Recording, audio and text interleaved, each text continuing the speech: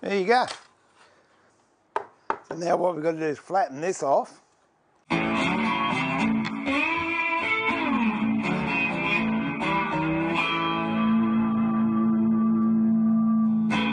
Now, what's the best way to flatten this off? A couple of ways, several ways you can go.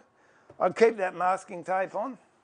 With these ridges, you can, if you like, take to it with a chisel.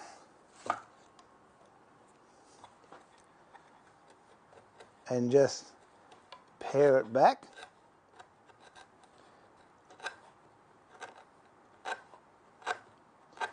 It's easier to pare back solid timber than plywood.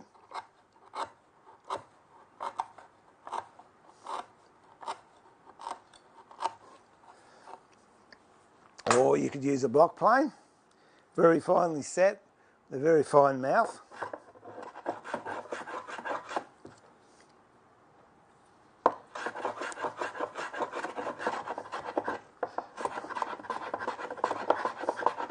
Trick with chisel and plane is make sure that you don't roll the edge on the outer edge, so you just concentrate on the inside.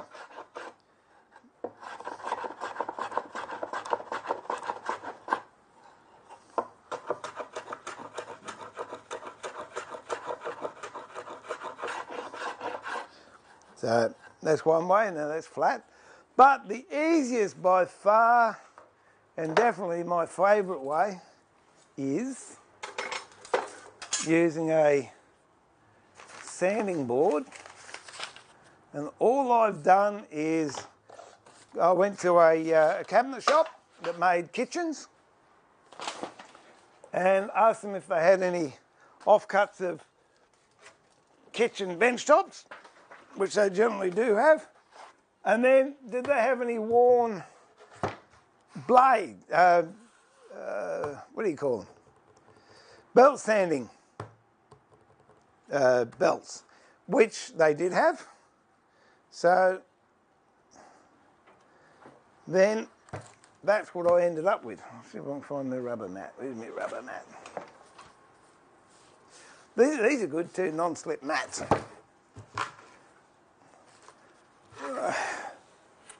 And all you do, all you do with that, I think that's 80 grit on one side and 100 grit on the other or something. Put your box down there, and I'll apologise for the noise. But whatever you do one way, you've got to do the other. So 1, 2, 3. Move it 90 degrees.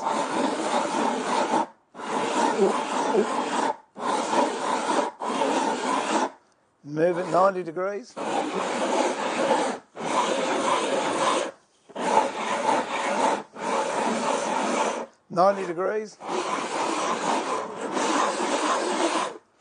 And you'll find that generally flattens it off very nicely. Then you can remove this tape on the outside, and you see we've got a nice crisp finish on there. So I'll just do that to the top.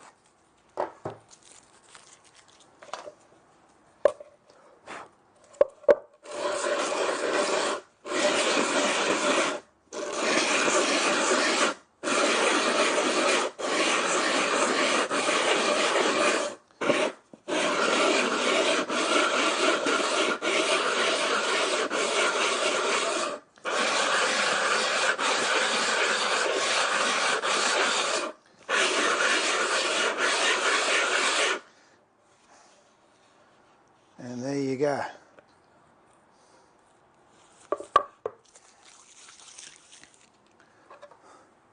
And if we put this onto this, you'll find you've got a very, very nice,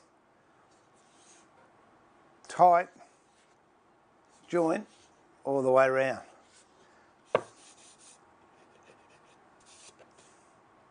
So the next thing to do, which we won't do now, is I've got to inlay strips of jarrah around here and strips of jarrah around here.